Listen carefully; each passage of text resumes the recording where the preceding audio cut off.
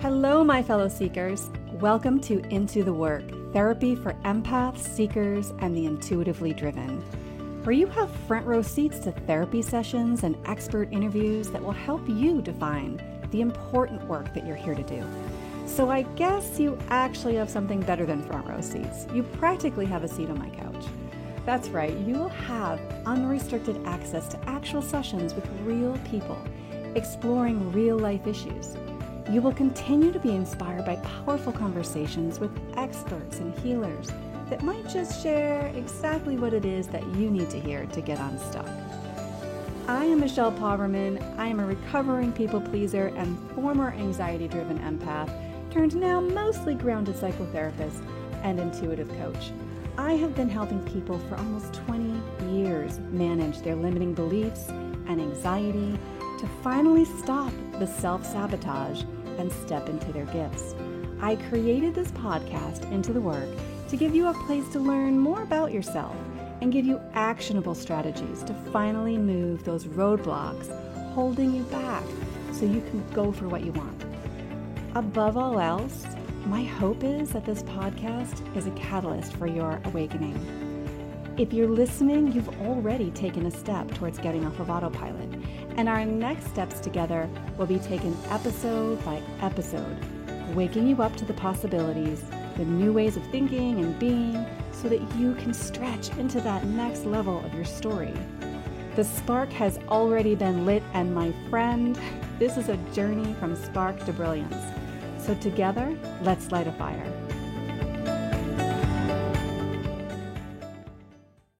Hi, and welcome back to Into the Work, therapy for empaths and seekers. I'm Michelle Poverman, and I am someone who has walked the path of shadow work again and again. So I want to jump in right away as we jump into this episode on shadow work for lightworkers. I want to start by asking you a question.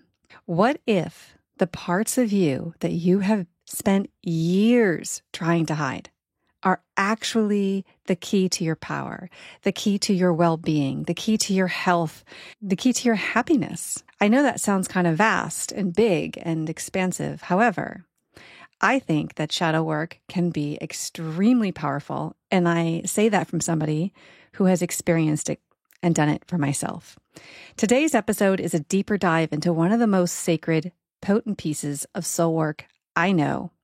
And shadow work truly has been that for me in my past. And if you caught my first episode, which is the most downloaded episode on this podcast, it's shadow work, unmasking the parts, keeping you from believing in your self-worth. You know that shadow work is not just a psychological tool, it's a spiritual tool. And in this episode, we're going to take that work a little further. So if you've never heard of shadow work and you'd like to start at part 1 of this, which is actually the very first episode on this podcast, number 1, you are welcome to jump back there and listen to that, mull that over for a bit and come back here. If you're familiar with shadow work, you can jump in here. You can listen to that later. But if you really have no basis in it, you might want to get some of your foundation from there, because I do a little bit more foundational work than here. However, what we're going to be talking about today is what your shadow work is really here to teach you, and how the parts of you that you've rejected might just be the keys to your freedom, your creativity, and your just soul alignment in this life. So let's talk about this sacred role of the shadow. Here's what I want you to know. Your shadow is not here to sabotage you. It's here to protect you, to teach you, and to complete you. Now, what we talked about in part 1 was that we just let you know that your shadow parts are the parts of you that you like the very least, right? They're the parts of you that you want to hide from, the parts that you want nothing to do with. You certainly don't want anybody to know about. And you get very defensive around these parts typically because you truly do try to deny them in yourself. They're just parts of us that we just feel really bad about. Maybe we have a lot of shame around. At some point, there was shame, which is why the most intelligent thing to do when you were younger was to push it away and to pretend like it doesn't exist and literally try to live in its opposite. And so we hold a lot of energetic connections with our shadow parts because they're not always in the conscious realm, right? They're in the subconscious. And so we have all these strings attached to them, and they will forever dictate how big we can get, how happy we can be, how all the limiting thoughts you can think of. These are related to our shadow parts. And it is important for you to learn that they are here to teach you something, right? Your shadow is not here to sabotage you. It's here to protect you, to teach you, and actually to complete you. And that's what we really talk about in part one is the understanding that in order to truly be whole, it's not about being all good, right? To be a whole person, to feel whole, to do the healing of being whole is to embrace every part of you. Now, our shadow parts hold the exact lesson that your soul came here to learn. Did you hear that? That's how spiritually connected these shadow parts are. And until you integrate those lessons, it will keep whispering or sometimes screaming through your patterns, your pain, and your resistance to things. Let me say that again, because I do think it's important. What you haven't healed will show up in your patterns, in your actions, in how you think and how you behave, also how you emote and feel. Your shadow will always find a way to be seen. It's not because it wants to ruin your life, but because it wants to be brought back into the light. It wants to come home. It wants to be whole with you, and it wants to give you the knowledge that it has. And so really understanding that as light workers, we are often drawn to love and truth and healing. We hold a vision of what's possible, not just for ourselves, but for the planet, for other people, for sure. And especially at this time, and we'll weave this in a little bit, because at the time of this podcast, this is a really difficult time to be here in our planet, but also as a U.S. citizen here in America, there's a lot going on where there's a lot of pain everywhere. So as light workers, we are here to raise the vibration, and many of us feel very lost right now.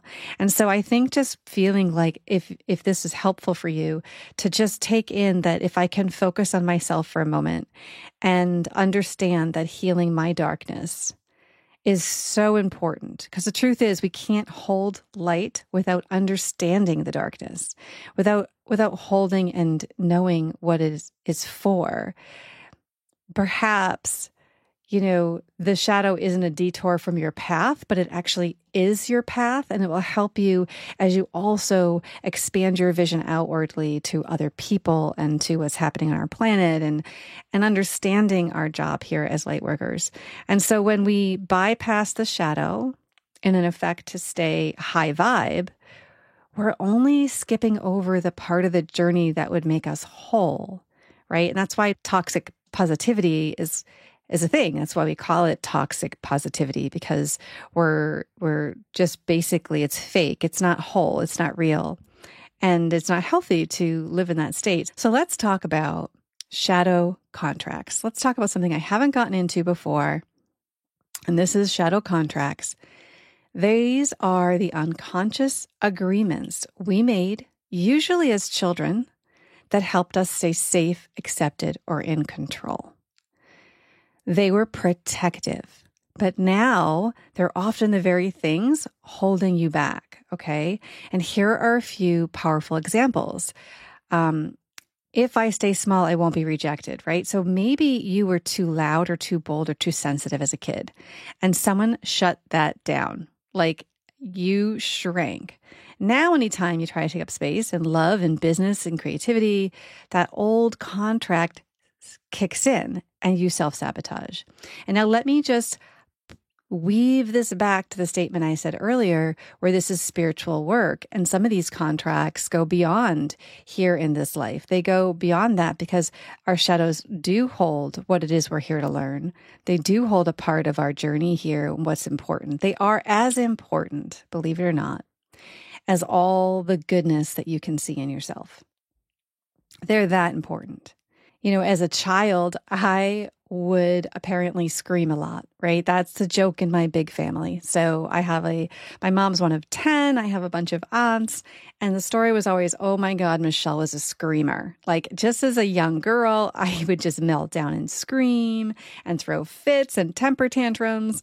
And, it's shocking to people now who know me, right? But That was my way, I think, as an empath child, like just overstimulated. I had very thin skin. I just couldn't tolerate. And then I would just get really upset and I'd melt down. But that was a message, right? That's the message. Like, calm down. It's too much. You're being too much, right? You're too sensitive. I heard all the time. You're being too sensitive. And, we start to shrink a little bit. We start to, not want to take up too much space. We start wanting to like blend in, right? And we find ways to self-sabotage ourselves. And we all have callings. So, how I manage mine and how you manage yours are different. But I do believe that if you understand what some of these contracts are that you made when you were little, you can also draw in the contracts you probably made before you even got here, right? So another contract that you also might have made is that if I'm always helpful, I'll be loved. Because many of us sensitive kids, we were told how helpful we were. And this one is so common for us. You learned to earn love by fixing, serving, and giving, right? You probably were so good at that, even as a little kid. Maybe you watched the other little kids that were around. Maybe, oh my gosh, look at her. She's so helpful. Maybe you did all these wonderful things that really helped out, the underdog in your classrooms. That was something that I remember hearing a lot about. Like, oh my gosh, Michelle, you're so helpful to people who are other kids who are upset or not doing well, or other kids who aren't fitting in, and so, we get this messaging, and while it's beautiful and it feels really good, there's this little edge to it that becomes the shadow part too, right? Because now you're burnt out, maybe as an adult, you've abandoned your own needs. You've not even sure who you are underneath all the overfunctioning, or maybe you're not even sure of what your preferences really are because you're always putting others first. And that may not even be fully you, but you can see yourself in this somehow where you realize that always being helpful is how you got a lot of love and affection or attention. And now that becomes an anxiety, right? An anxious drive in some way.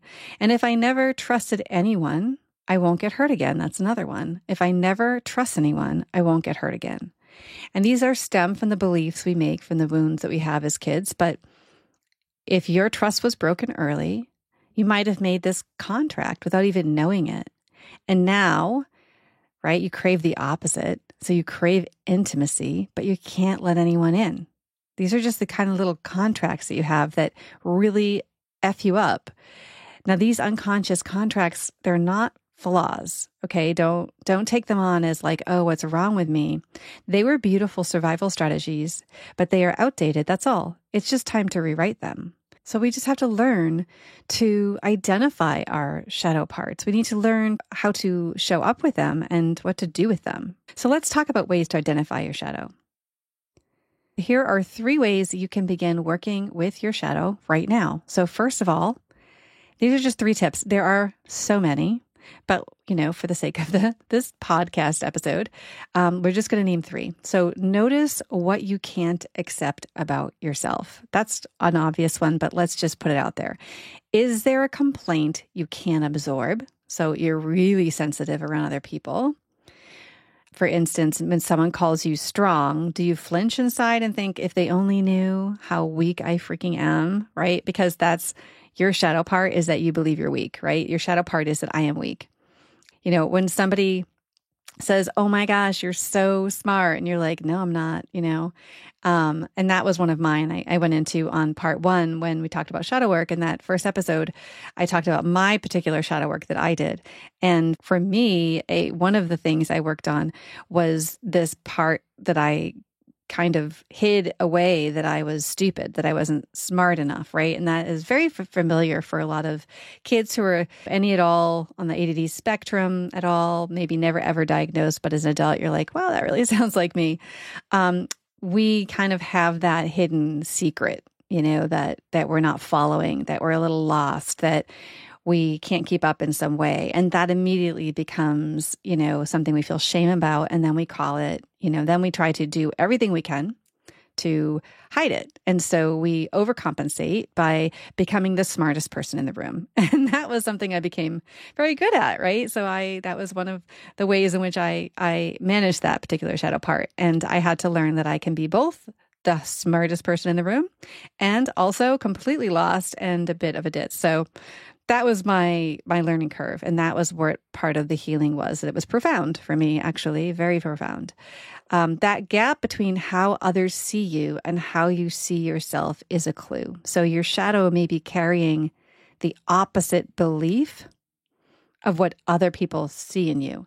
Some people are like, oh my gosh, you're actually this incredible writer. You're a magnificent. And inside you believe that, you are awful with language and it's embarrassing. And you have you sometimes don't like speaking too much in public because you feel like you don't have good words. And maybe, there's some way that you suppress that and you try to pretend like that's not the case and you hide that part of you. And then you go out in the world and you pretend like you're great and you do some writing and stuff like that. And people actually see that stuff as good, right? They see what you put out. The way you compensate ends up making you appear like there's this other issue doesn't exist. And so that's the shadow part. Okay. And now what are you striving so hard to prove about yourself, right? Just what are you striving so hard? This is all part of notice what you can't accept about yourself. What are you striving so hard to prove about yourself? And you might be doing that to avoid being seen as the shadow part you fear, like lazy, flaky, unworthy of some sort, right? And it's really important for you to acknowledge, like, yeah, that embarrasses me. If you let something slip out, what embarrasses you, right? One of my parts, because I was, I had the shadow part of being stupid. I would be so afraid of forgetting people's names. Now I'm not an auditory learner. Like I'm just not.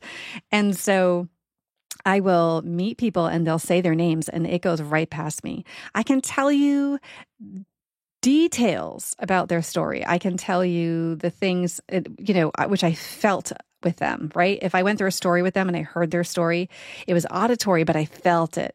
And so I can hold that information. I can hold lots of information, but I can't hold people's names when they just, come out and say them.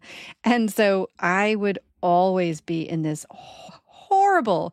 So I don't know if you relate to this, but I would be in the most horrible circumstances where I'd be next to people that I know. And I'm like, oh my God, why can't I recall their name? Like, the introduction thing, when you have to introduce people and you're forgetting someone's name, that would be like my worst nightmare. And it happened all the time because I didn't hold that information. And, then I was embarrassed by that. So that became the shadow part, right? And so those were triggers that would happen.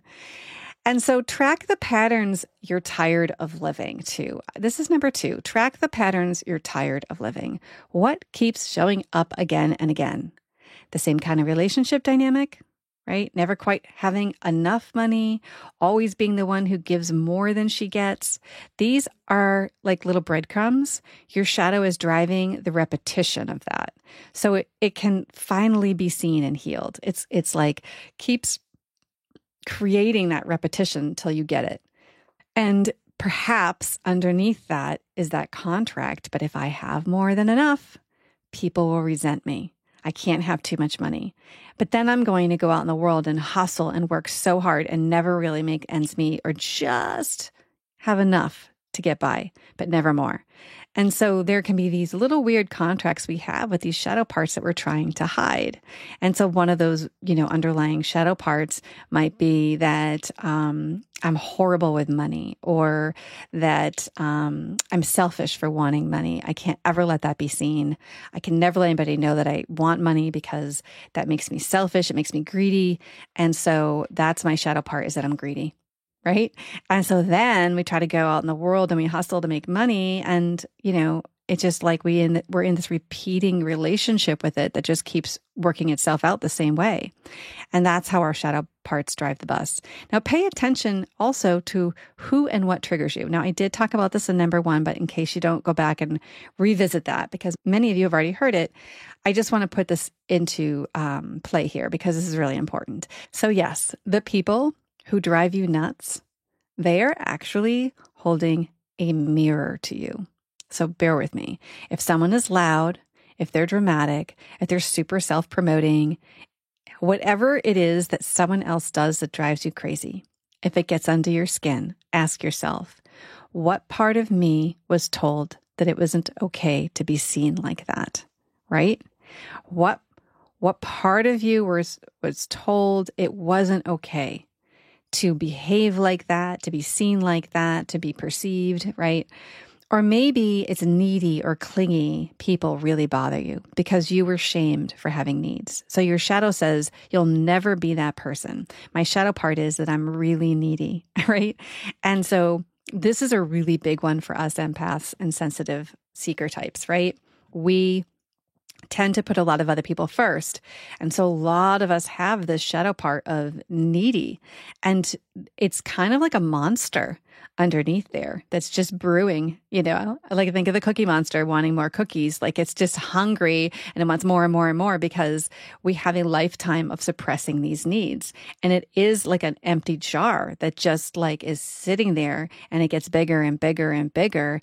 And then we are so needy. It's like a self-fulfilling prophecy, right? We become so needy because we have so much unfulfilled needs, right? We don't know how to do it. And then we're powerless in it, which adds to the feeling of neediness, right? The powerlessness in it. So until you burn out or explode, it becomes the hidden secret that I am needy. So I'm going to go out in the world and I'm going to act like I don't need anybody, right? I'm going to say, don't hold that door for me. Don't pay for that for me. Don't do that thing for me. I am fine. I don't need anybody. And the people who irritate us the most often carry traits that we have disowned, right? So this is your gold. I want you to pay attention to who triggers you because it's gold for you to be like, oh, why does that person drive me crazy? Why am I having a reaction? You might be having a reaction to me on this podcast, right? There might be times where you're like, I'm so triggered by her. That's so annoying. And why is she saying this thing to me or doing this thing?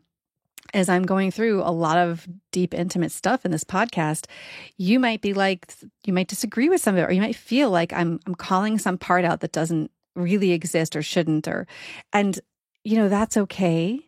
And this is a wonderful opportunity because this is something we all go through. If you are triggered in any way, it's so beautiful for you to take a moment to be like, instead of being in that trigger and living in that place, to be like, that's interesting. Why does that trigger me so much?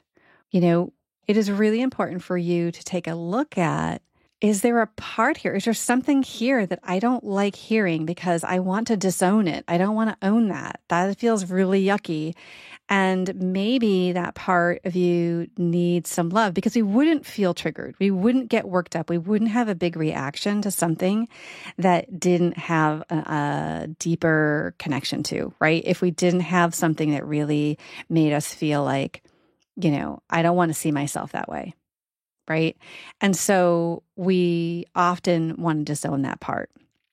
And so, the goal is for you to say, I'm really curious about why I am triggered by this, not getting into the self-righteousness of it or feeling, you have to defend yourself or getting in the reaction of it all, because that's something a lot of us want to do. Is the goal is actually to say, isn't that interesting?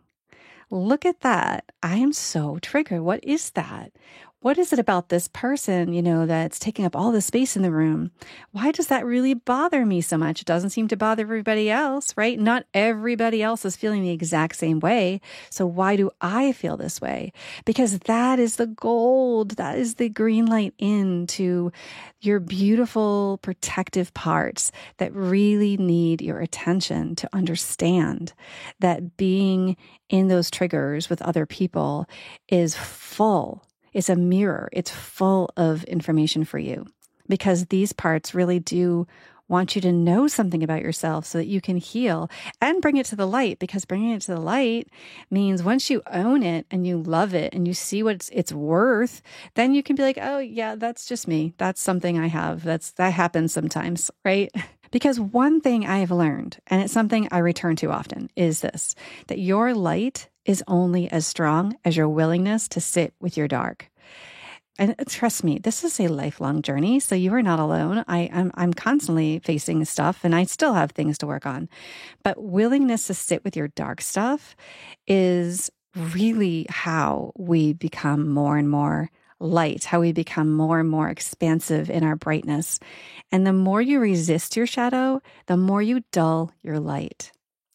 But when you invite that part of you in, when you get curious instead of judgmental, right? Because the first thing we want to do is be judgmental. And that is because we want nothing to do with what's in front of us. We do not like what we're hearing. We do not like what's happening in front of us. We don't, whatever that trigger is for you, we get right into being judgmental. And if you could get curious instead, or just notice your judgment and be like, oh, look at that too. My defense is to blame or to be judgmental. Instead, I want you to get curious, because when you do that, you don't just heal, you truly expand. You truly become more and more settled in your body. You're more embodied as a whole person, and you become more grounded, more real, more magnetic. And because you're finally showing up as your whole self, shadow work isn't just about identifying the wound. It's about reclaiming the gift inside of it. And this is how we rewrite these contracts that we have, is through reclaiming what the gift is that is trying to teach us. And the flake part of you, right? Me, I was the flake. Maybe she's playful and creative. The angry part that you don't want anybody to know about, maybe she's a boundary keeper, right? And she's so important. The selfish part, maybe she knows how to honor your needs, but you've been pushing her away, so you're not allowed to have them. The goal isn't to banish your shadow. It's to befriend it, to say, I see you. I know why you're here, and I don't need to hide you anymore. I'm the one making you sick. I'm the one that's keeping, this brilliant part under wraps, underground in the dark. You don't need to heal the shadow by exiling it. You heal it by giving it a seat at the table, by letting it drive the car sometimes, and understanding that there's a lot of goodness involved in it. I remember when I was going to my very first therapist, and she said to me, I was in a relationship that was really upsetting me at the time, and I was really not myself. It was the first time I'd ever truly experienced incredible anxiety, and I had a lot going on, and I had a lot going on. And she said to me, Michelle, let's not look at that as who you are. That's just a small little part of you. And I remember sitting in my seat, and you have those light bulb moments when everything, the way you're seeing everything, shifts and changes. And that was so simple, what she said. Michelle, that's just a part. It's a small part. And it blew my mind to recognize, oh my God, you're right. That isn't who I am. That's just a small part of who I am. An important part, and I need to look at it. But that really helped me understand that if I see myself in parts, it's less overwhelming. I can take that part and recognize that's not all of who I am. And every true statement that comes from that is, resonates, that part truly is trying to teach you something. Even parts that come up that are really ugly and you don't like, are usually coming up because they have something to say to you, right? They have something they need you to know. So if you are ready to start exploring your own shadow work and begin to integrate some of the parts that are holding your power, I created a free shadow work transformation bundle to help you do exactly that. So in case you have not already downloaded that, it includes a guided journey to meet and integrate your shadow part. So there's a meditation that is a guided journey. It takes you into your subconscious. It gives you a lot of visuals, but it helps you in the end. It starts off looking at what some of these parts might be, letting some of them come to you, and then it brings in the light. So it ends on a light. It ends in a really beautiful place where you are embracing and loving yourself. It also has a PDF journal guide for deep prompts to unearth your unconscious shadow agreements that you have. The link will be in the show notes, but remember, this isn't work you do once. It just isn't. It's cyclical. And every time you return to your shadow, you reclaim more of your light because you're not too much.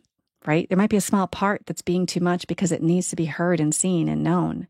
You are not too sensitive, right? You are not broken. You are becoming whole. So as you walk this path, remember, the more shadow you integrate, the more light you can hold, not just for yourself, but for your family, your clients, your community, and the world. And as a light worker, you're not here to avoid the darkness. You're here to transmute it. And right now on this planet, we need as many light workers transmuting this darkness, raising up the vibration of the planet. That is the work. And that is your work. And so start here, start with yourself, and allow that to exude from you. As your light becomes bigger, you'll have an easier time managing everything else that's coming around you. It's still not easy. But I am always here. Feel free to drop me a message. Please leave a review on the podcast. I'd love to hear your thoughts about how the podcast is going for you if you're a listener. And until next time, take gentle care. Keep doing the work that matters. Have a wonderful week. Bye for now. Until next time, take gentle care. Keep doing the work that really matters to you. Just keep bringing yourself to the present moment. Try to just show up in it as much as possible, and have a wonderful week. And I'll see you then. Bye for now.